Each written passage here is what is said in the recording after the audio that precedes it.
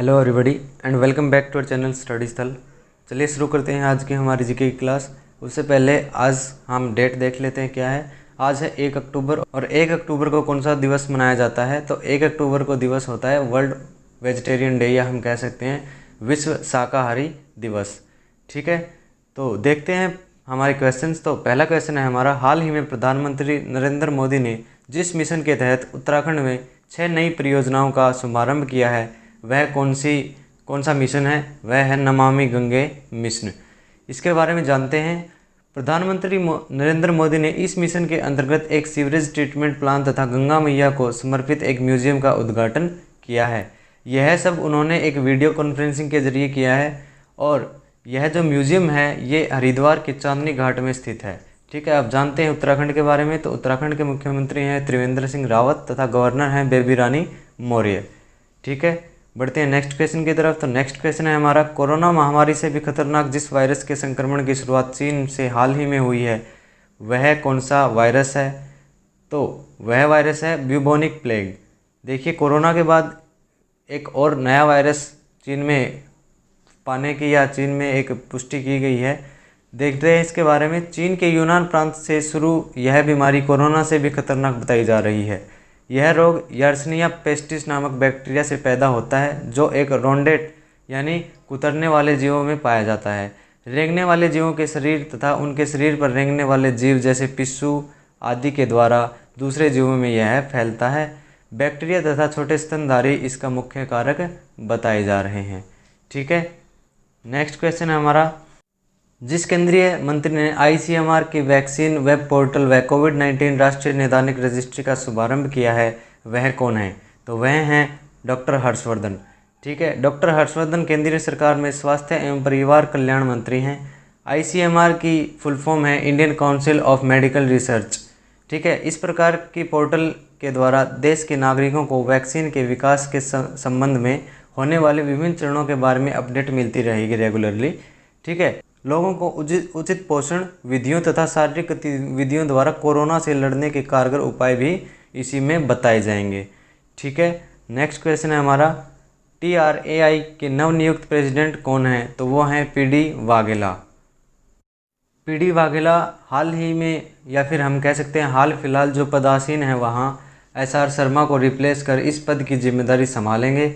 ठीक है, TRAI का अर्थ है telecom regulatory authority of India, जिसकी स्थापना 20 फरवरी 1997 को की गई थी।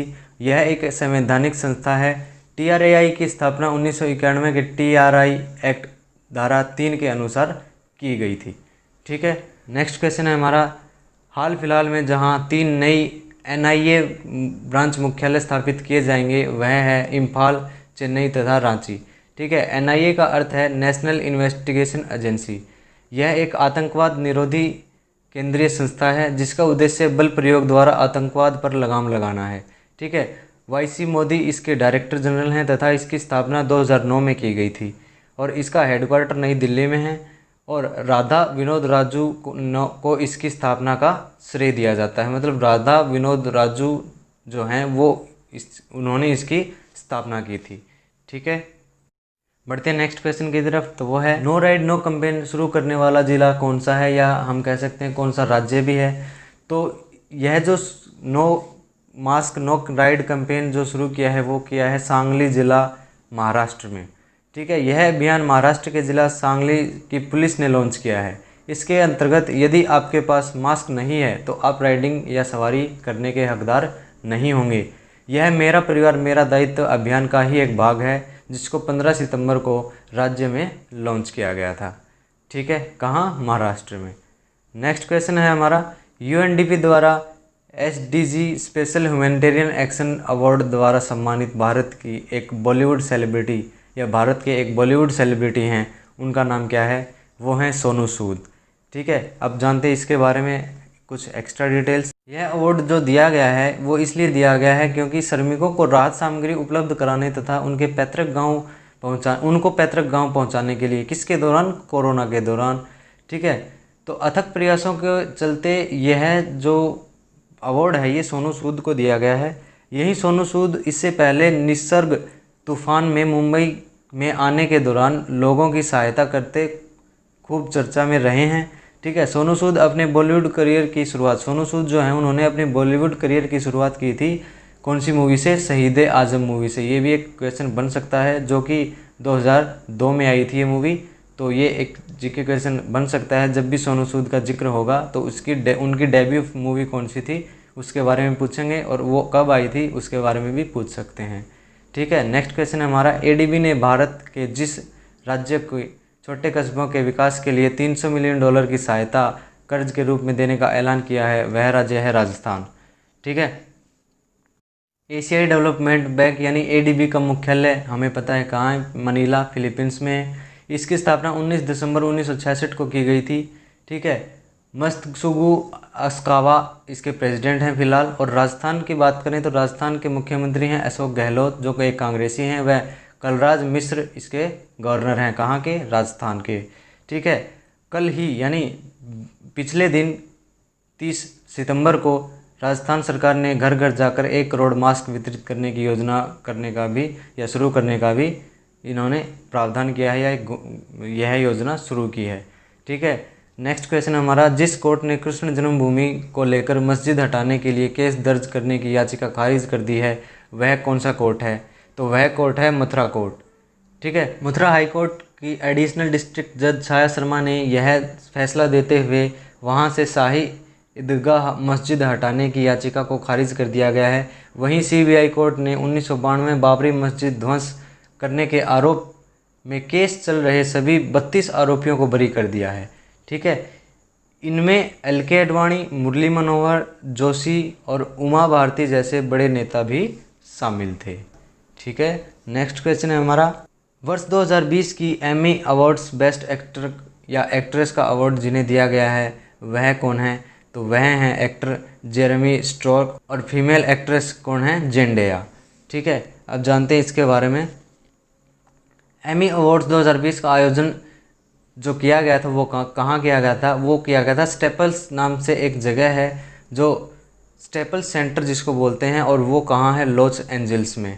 ठीक है, कोविड-19 के कारण अब की बार माइक्रोसॉफ्ट थिएटर में इन पुरस्कारों का आयोजन नहीं किया गया, जो कि हर साल किया जाता है कहाँ? माइक्रोसॉफ्ट थिएटर्स में। लेकिन कोविड-19 के चलते इस बार वहाँ नहीं किया गया, और किया कहाँ गया? स्टेपल सेंटर लॉस एंजल्स में। ठीक है, तो ये एक जीके क्वेश्चन, ये एक एक्स्ट्रा क्वेश्चन ज़रूर बनेगा। यह इसके बारे में आगे जानते हैं। तो यह पुरस्कारों का आयोजन academy of television art and science द्वारा किया जाता है।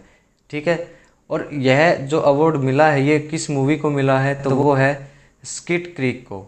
ठीक है, और स्किट क्रीक मूवी जो है उसको अब तक सर्वाधिक 7 अवार्ड मिले हैं।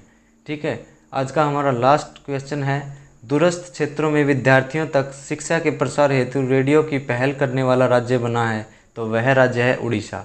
उड़ीसा राज्य के मुख्यमंत्री हैं नवीन पटनायक, तथा प्रोफेसर गणेशी लाल यहाँ के राज्यपाल हैं। ये हमने हमारी वीडियोज़ में पहले जिक्र किया है।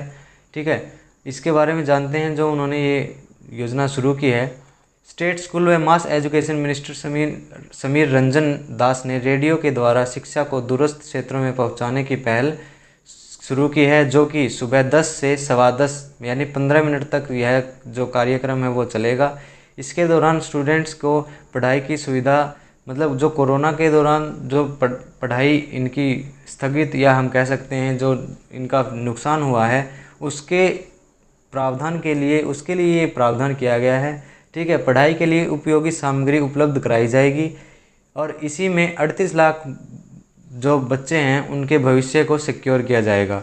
ठीक है, मार्च 2020 यानी कोरोना काल शुरू होते ही बच्चों की जो पढ़ाई है वो बहुत ही ज़्यादा उसमें नुकसान हुआ है, या हम कह सकते हैं बहुत ही ज़्यादा स्थगित हुई है वो। और जिनके पास इंटरनेट, लैपटॉप की सुविधा नहीं है उनके लिए यह जो सुविधा है वो रेडियो के द्वारा, उड़ीसा सरकार के द्वारा पहुंचाई जाए सभी बच्चों के पास। ठीक है, तो इसमें एक बहुत ही अच्छी पहल है उड़ीसा सरकार के द्वारा। ठीक है, तो ये थे आज के हमारे जीके क्वेश्चंस। आई होप आपको समझ आ गए होंगे। अगर कोई भी कन्फ्यूज़न होता है तो आप हमें कमेंट बॉक्स में कमेंट करके ज़रूर बताएं, आपका सॉल्यूशन ज़रूर किया जाएगा। ठीक है, तो इसी तरह जुड़े रहिए स्टडी स्थल के साथ, और चैनल को सब्सक्राइब करके बेल आइकन को ज़रूर प्रेस कर लीजिए, ताकि आपको आने वाले वीडियोज़ की नोटिफिकेशन सबसे पहले मिल सकें। Thank you.